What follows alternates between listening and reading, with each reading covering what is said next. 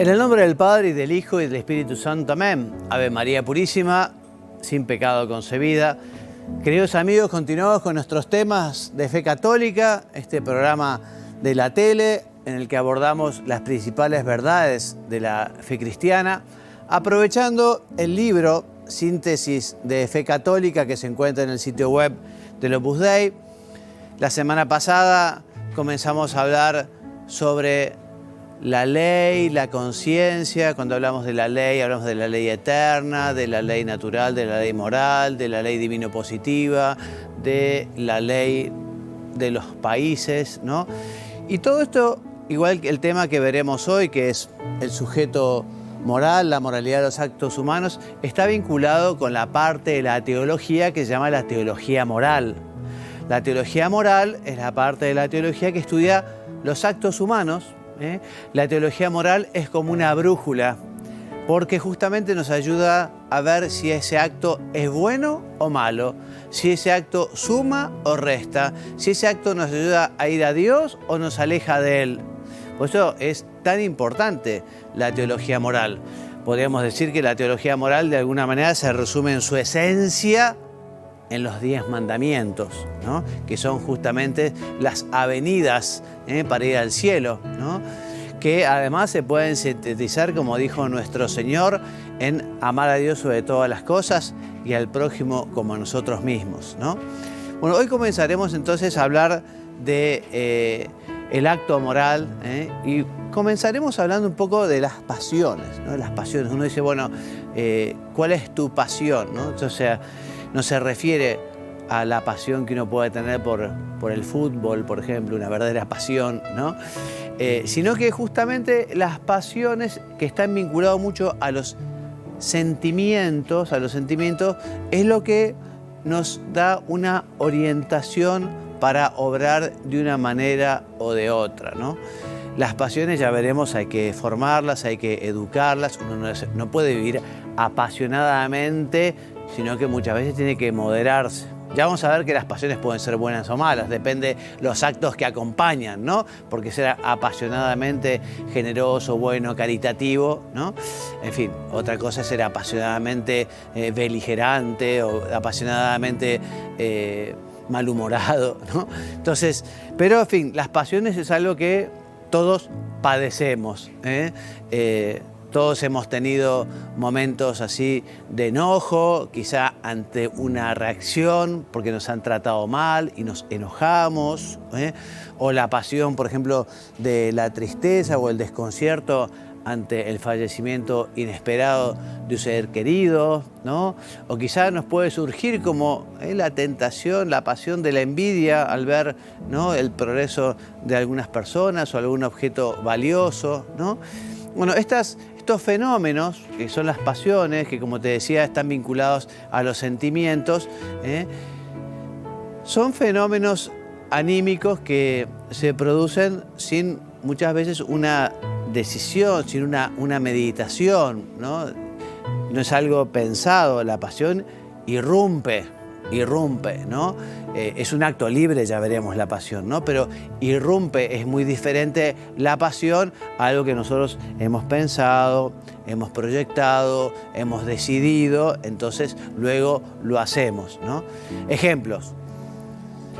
Decidimos ponernos a estudiar o ir a casa de un amigo enfermo para estar un rato con él. Es algo, bueno, que uno lo ha decidido, lo ha pensado, buscar el mejor momento, Entonces, te decía, son acciones, estos actos, con los que detenemos o damos rienda suelta a las pasiones, ¿no? Ante una palabra ofensiva que suscita en nosotros un movimiento de ira, podemos decidir o no responder a esa acusación o a ese maltrato o a ese insulto o a ese trato injusto, ¿no? Entonces, me tratan mal, irrumpe la pasión, pero ahí está justamente el hombre.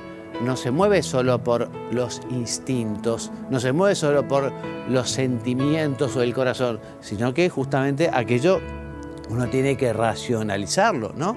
Entonces, ante esa pasión que viene, bueno, podemos, digamos, sucumbir de alguna manera y reaccionar de mala manera, o podemos justamente perdonar, disculpar, callarnos la boca, dejarlos pasar.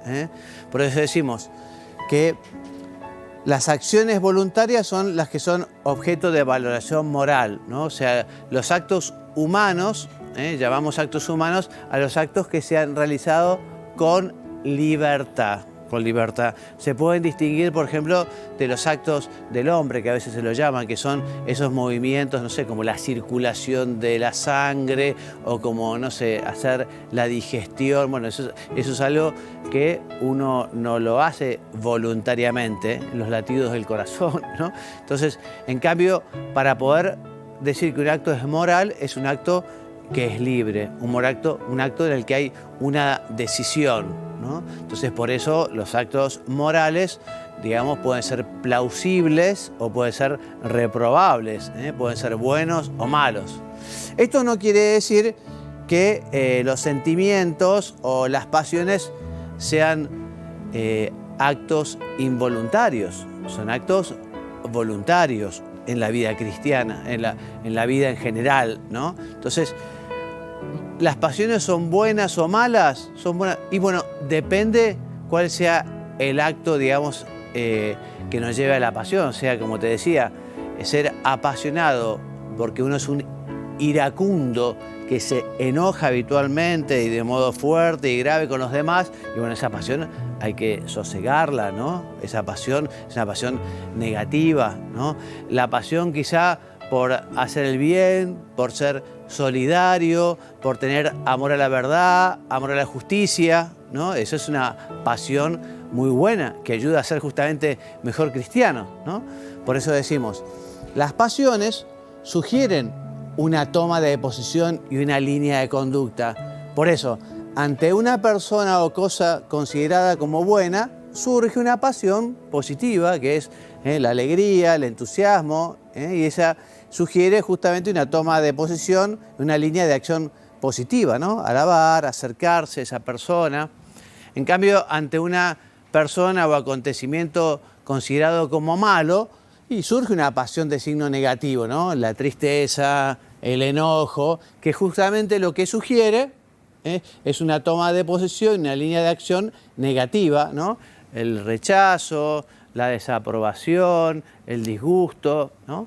Entonces, en términos generales, se puede decir que las pasiones que surgen de un juicio verdadero y que sugieren una toma de posición y una línea de acción buena, son una ayuda para la vida cristiana. Si uno naturalmente, ¿no?, tiene esa pasión porque es calmo, es tranquilo, sopesa los temas, es prudente, ¿no? Bueno, eso le ayuda a ser mejor cristiano, ¿no? Entonces, las pasiones, en cambio, que suponen un juicio falso, ¿no? Por ejemplo, que ven una ofensa donde no la hay, alguien que puede ser tremendamente susceptible, por ejemplo. Entonces, bueno, puede llegar a llevar a tomar una forma de pensar, una posición, una línea de acción moralmente negativa. Por ejemplo, una falta de caridad, un comportamiento violento, etcétera, etcétera, etcétera. Entonces, ¿qué tenemos que hacer con las pasiones? Entonces, las pasiones, ya veremos, hay que educarlas, las pasiones hay que llevarlas por el buen camino. Están muchas veces vinculados al carácter, ¿no? El carácter justamente también hay que moderarlo. Uno no puede decir, bueno, este es mi carácter. Bueno, el carácter hay que moderarlo, las pasiones hay que dominarlas. Uno no puede hacer lo primero que le viene, el sentimiento, a la pasión, ¿no? Entonces, y además hay que llevarlas justamente para hacer el bien, porque si justamente las pasiones estamos en una lucha constante porque nos cuesta tremendamente hacer el bien, buscar la verdad, vivir la caridad, ¿no? Por eso dice aquí, quien experimenta pasiones negativas podría, no obstante, comportarse bien resistiendo a la pasión y realizando con gran esfuerzo esa obra buena. Pero se entiende fácilmente que no se puede ir toda la vida cuesta arriba, contracorriente, resistiéndose uno continuamente a los embates de las malas pasiones, ¿no? Por eso tenemos que modelar, tenemos que educar, tenemos que mejorar nuestras pasiones, nuestros sentimientos, ¿no? Entonces, si no se logra corregir y educar el mundo interior de los sentimientos, será muy difícil discernir lo que es bueno, porque las pasiones negativas oscurecen la mente con frecuencia, ¿no? Y se va a terminar cediendo ante las pasiones, porque efectivamente será una constante. Entonces se trata, ¿no?, de, aquí tenemos la foto del libro, educar los sentimientos, ¿no? Educar, ¿no? Y es lo que hace una madre con los niños, porque además todo lo que está vinculado con la educación, justamente conviene que los niños aprendan, ¿no? De chicos. El niño que es un malcriado, que responde mal, que es caprichoso, que es maleducado, y bueno, la madre con paciencia y con cierta claridad tendrá que explicarle qué es lo que está bien, qué es lo que está mal, cómo tiene que reaccionar, ¿no? Porque no pueden reaccionar los chicos de cualquier manera, ¿no? Entonces, es parte fundamental de la formación y de la vida cristiana la educación del complejo mundo de los sentimientos, ¿no? Porque además si uno se deja llevar por los sentimientos, por ejemplo, quien se deja llevar solo por los sentimientos de amor, del corazón, hay que usar la cabeza. O sea, el corazón es importante, los sentimientos tienen que acompañar y uno no es una piedra, ¿no? La pasión es buena, pero justamente hay que educarla, hay que llevarla, hay que canalizarla, ¿eh? O sea, que educar quiere decir conformar, dar una forma buena y cristiana al mundo de los sentimientos, de modo que los movimientos que surgen espontáneamente en nosotros nos ayuden a discernir y a realizar el bien de un modo rápido y agradable, ¿eh? Entonces, la manera de ir ordenando los sentimientos, la manera de ir ordenando las pasiones es justamente procurando vivir la virtud. La virtud, justamente la virtud son hábitos operativos buenos. Cuando uno tiene un hábito bueno, que uno lo va adquiriendo justamente haciendo cosas buenas y va consiguiendo esa buena costumbre, ese buen sentimiento. Y los hábitos malos, que son los vicios, las malas costumbres, justamente se superan tratando de mejorar. O sea, quien tiene mal carácter, ¿no?, quien responde de un modo así agresivo, y bueno, tiene que aprender a modelar, a calmarse, a esperar, ¿no? Es muy importante modelar, tener las virtudes, educar los sentimientos, ¿no?, y procurar ir adquiriendo las virtudes. Por eso, la afectividad ordenada por la virtud, hace que nos guste hacer lo que es bueno. Cuando una persona ha conseguido la virtud, ha conseguido esa facilidad y ha conseguido que aquello, digamos, le tome el gusto por ser puntual, el gusto por ser amable, el gusto por ser paciente, No siempre se conseguirá, porque, ¿no?, hasta las personas más santas alguna vez, ¿no?, se les sale la cadena, alguna vez se enojan, ¿no? O sea, todos tenemos pecado original, pero bueno, justamente es esa lucha por mejorar, esa lucha por mejorar el carácter, por moderar las pasiones, porque los sentimientos sean buenos. Bien, entonces por eso el estudio de la moralidad de los actos humanos es importante tener en cuenta todo lo que tiene que ver con las pasiones, ¿no? Bueno, vamos a ver ahora la moralidad de los actos humanos, pero antes vamos a hacer un corte, vamos a ver al Papa cómo invita a rezar por las personas que tienen que dictar la justicia, ¿no? Un tema importante en la moral, la justicia, dar a cada uno lo suyo, que es función de los jueces. Veamos.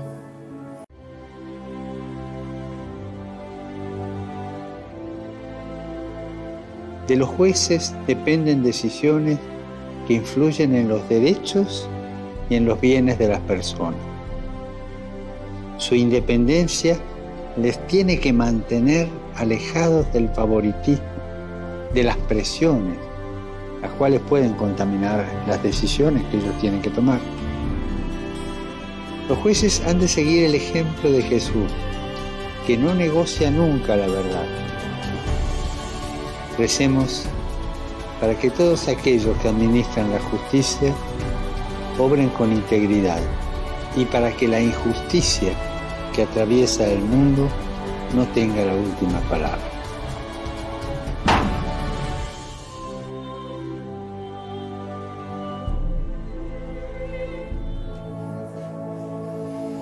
Volvemos entonces, ¿no? Después de haber rezado, o podemos rezar por los jueces, ¿no? Porque un país necesita justamente personas que hagan justicia, no podemos hacer justicia por mano propia, ¿no? Y cuando en un país la justicia no funciona, y no funciona casi nada, hace falta, así que recemos por esto. Estamos hablando de teología moral, estamos hablando de que la teología moral es la parte de la teología que estudia los actos humanos. Decíamos que los actos humanos son aquellos que se realizan con libertad, y justamente porque el hombre es libre, ese acto puede ser bueno o malo, puede sumar o puede restar, puede acercarnos a Dios o puede alejarnos de Dios. Y la teología moral es como esa brújula que nos dice, bueno, esto es lo que está bien, este es el camino. Como toda teología, y la teología moral especialmente, tiene su fundamento en la Sagrada Escritura y en la tradición. Justamente vemos como en la Biblia nos muestra Dios cuáles son las acciones reprobables de los hombres, cuál es lo que es pecado, ¿no? También podemos explicar que la teología moral se diferencia de la ética, porque la teología moral se basa justamente en el dato revelado, se basa en la Biblia, en la Sagrada Escritura. En cambio, la ética, como vemos muchos antiguos filósofos, solo es un pensamiento racional sobre qué es lo que le conviene para el hombre, qué es lo bueno para el hombre, qué es lo que lo perfecciona o no, ¿no? Pero bueno, ética y teología moral van de la mano. Entonces, hablamos un poquito de las pasiones, pero ahora vamos a hablar entonces de, bueno, cómo ver si ese acto es bueno o malo, ¿no? Entonces, la Iglesia nos dice que para poder calificar el acto moral, para ver si es bueno o malo un acto determinado, hay que ver tres cosas. Es como una mesa de tres patas, que ya vamos a ver que para que el acto moral sea bueno, esas tres patas, esos tres elementos tienen que ser buenos. Y esos tres elementos son el objeto, el fin y las circunstancias, ¿no? En el Catecismo dice, número 1750, el objeto, la intención y las circunstancias, ¿no?, son las fuentes o elementos constitutivos de la moralidad de los actos, ¿no? Ya veremos, primero veamos qué es un poco el objeto. El objeto es la acción del hombre, pero no es la acción física solamente, es la acción física calificada moralmente, ¿no? El objeto moral es la acción del sujeto vista desde la perspectiva moral. Por ejemplo, una acción que es hablar, o sea, emitir sonidos con la boca, ¿no? Esa es la acción. Pero el objeto moral puede ser muy diferente, porque uno al hablar puede estar alabando, puede estar rezando, o puede estar insultando, puede estar mintiendo, puede estar difamando, ¿no? Entonces el objeto, digamos, es la acción, pero ya calificada moralmente. Por ejemplo, quitar la vida a alguien, matar. Y es diferente la legítima defensa, la defensa propia es distinto que un asesinato, que un parricidio, ¿no? Entonces el objeto moral es muy importante. Entonces, para que el acto sea bueno, vamos a ver, hace falta que el objeto sea bueno, pero que también el fin y las circunstancias sean buenos. Porque la finalidad es muy importante porque si uno hace algo bueno, pero con mala intención, por ejemplo, dar limosna, dar limosna es algo bueno, ¿no? Pero si uno lo hace por amor propio, por vanidad, para sentirse superior, para despreciar a los demás, y bueno, esa finalidad está corrompiendo ese acto que en sí mismo tiene un objeto moral bueno. Entonces eso a mí, al final, no me suma. Estoy haciendo algo bueno, pero a mí, por la intención. Entonces ya vamos a ver la intención. las circunstancias, me estoy adelantando un poco, ¿no? Las circunstancias también. O sea, si yo doy limosna, pero resulta que hay unas determinadas circunstancias por las que mi familia está pasando por un estado de pauperismo y pobreza tremenda. Y bueno, sería injusto que yo le dé a una persona un dinero cuando mi señora o mis hijos lo necesitan, porque la caridad es ordenada. Entonces, esas circunstancias concretas, entonces todo esto es para decir que para poder calificar un acto como moralmente bueno, tiene que ser bueno el objeto, el fin y las circunstancias. Decimos algo más del objeto, ¿no? Que está relacionado con las virtudes y los vicios, o sea, los actos que por su objeto se oponen a las virtudes, como la justicia, la templanza, son malos siempre por sí mismos, independientemente de las intenciones o las circunstancias. Cuando el objeto es malo, el acto siempre va a ser malo, por más que el fin sea bueno, porque sabemos, el fin no justifica los medios, ¿no? Entonces, son intrínsecamente malos, por ejemplo, el adulterio, el aborto, el robo, ¿no? El robo, ¿no? Por eso también siempre es muy importante en la moral poder calificar el acto, ¿no? El objeto.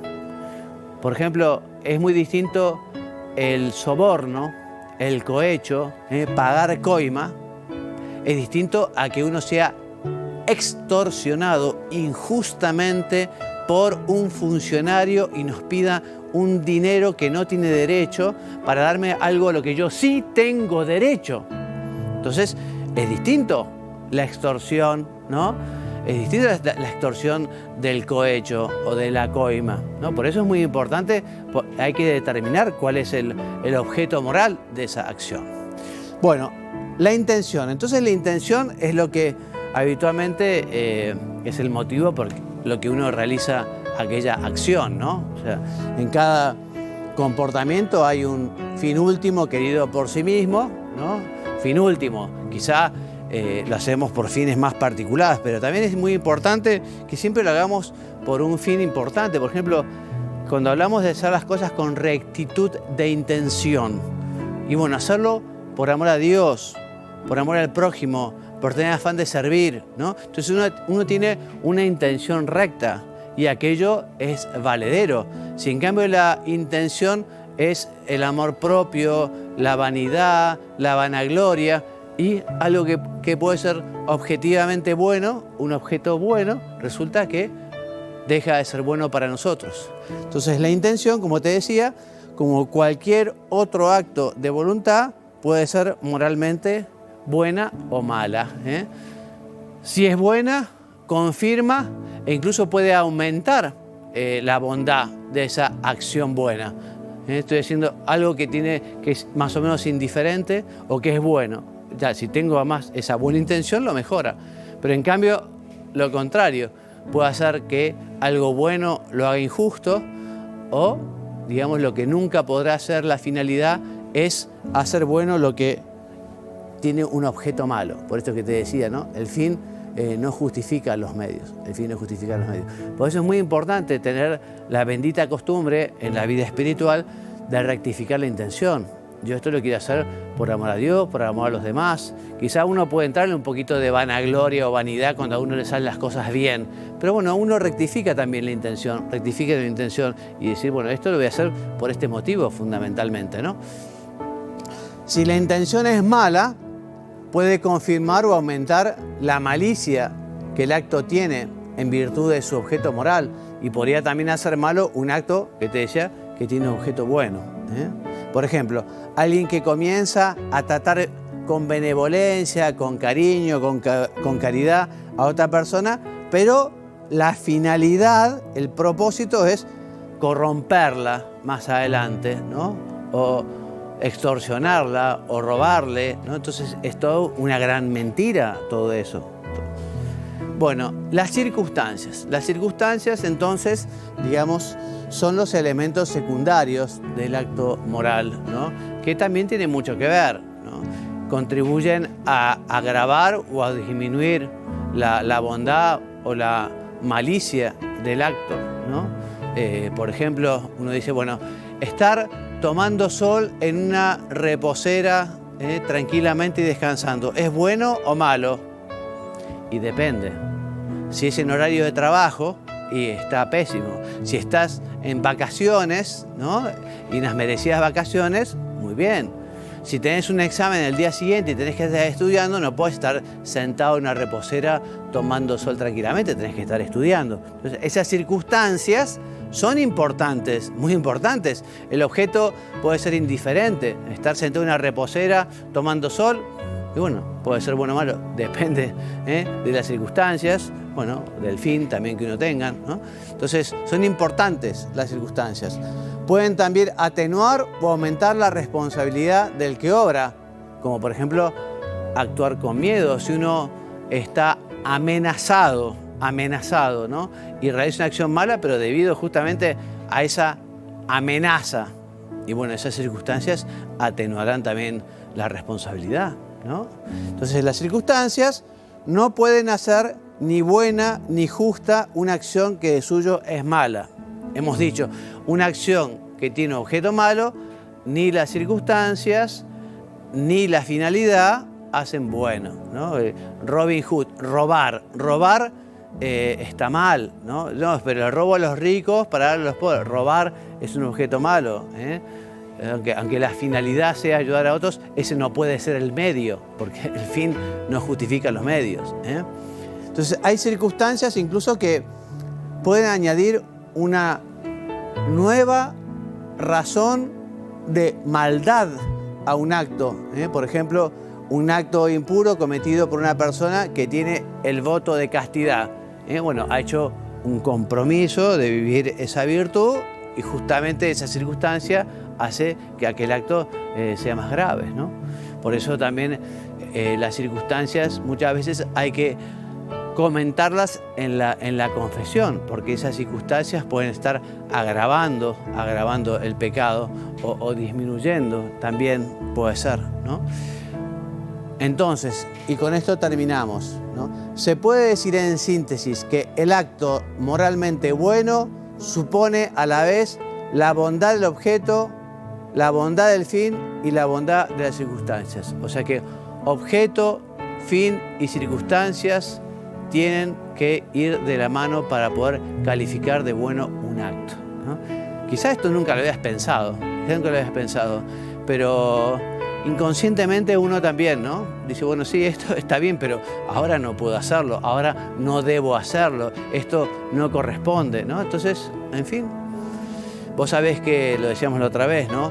En los casos de duda de conciencia, pero esto es bueno, esto es malo, qué importante es salir de la duda consultando, preguntando o estudiando un poco, ¿no? A veces vienen temas profesionales en los que uno tiene que tomar una decisión. Bueno, qué importante que esa decisión sea acorde a la verdad, a la bondad, a la justicia, ¿no? Realmente. Entonces, fijémonos, en la Iglesia Católica ha habido mártires que han dado la vida por Cristo. Cristo que es la verdad, Cristo es la verdad. Nosotros no podemos, digamos, avalar la mentira. No, vamos con la verdad, Y entonces cuando hay que tomar decisiones siempre tiene que ser conforme a la verdad, aunque quizá la persona de aquella me está extorsionando y me quiere hacer daño y quiere que obre mal, no, pero uno tiene que ser firme con sus convicciones morales, ¿no? Entonces hace falta esta coherencia en todos los cristianos. Nosotros tenemos que comportarnos como cristianos en todo momento y en todo lugar, no solo en la iglesia cuando vamos a misa, ¿eh? También en las fiestas, en la diversión, en el trabajo, en los negocios, etcétera, etcétera, etcétera. Bueno, hasta aquí nuestro programa de hoy. Vamos a continuar con este tema la próxima lección, el próximo encuentro, el próximo programa. Quiero recordarles que los programas que hemos ido grabando lo van a encontrar en la página web de la tele, www.latele.com.pi, o también en la lista de reproducción que existe en YouTube, que tiene la tele, ¿no? Y también en Instagram. Así que, si Dios quiere, continuamos la semana que viene con estos temas que son un poquito teóricos al principio, pero después va a ser muy práctico. Esta es la parte más práctica, digamos, la teología dogmática, porque justamente nos ayuda a poder valorar lo que es el acto, nuestros actos, ¿no? Y a poder saber cómo tenemos que obrar para obrar bien, para hacer la voluntad de Dios. Hasta la semana que viene, si Dios quiere, que Dios los bendiga y los haga muy santos. Amén.